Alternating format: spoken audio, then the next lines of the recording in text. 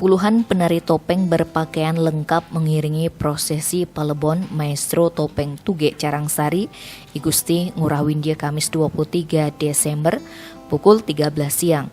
Para penari yang berasal dari seluruh Bali ini merupakan anak didik almarhum yang berasal dari Banjar, Pemijian, Carangsari, Petang Badung.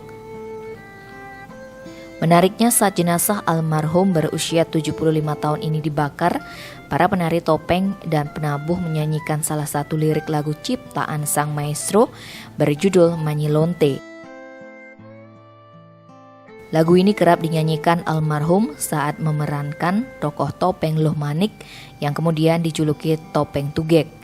Tidak hanya itu, para penari dengan berbagai karakter topeng juga mempersembahkan badong dan pengelocokan. Kedua alat ini sebagai bekal untuk sang maestro saat menuju alamnya.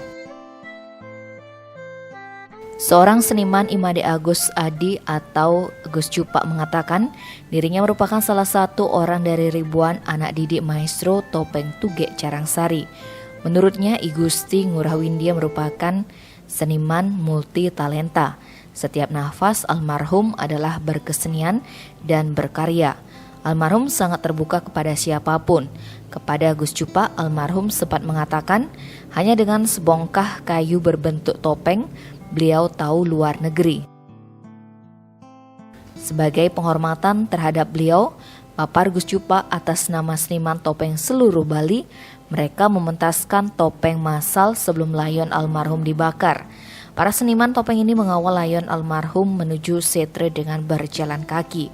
Seperti diberitakan sebelumnya, usai ngayah di Pura Dalem, Desa Carangsari, kondisi almarhum menurun dan akhirnya meninggal pada Minggu 12 Desember dalam perawatan di rumah sakit daerah Mangusade akibat komplikasi kadar gula tinggi, paru-paru, dan penurunan fungsi ginjal.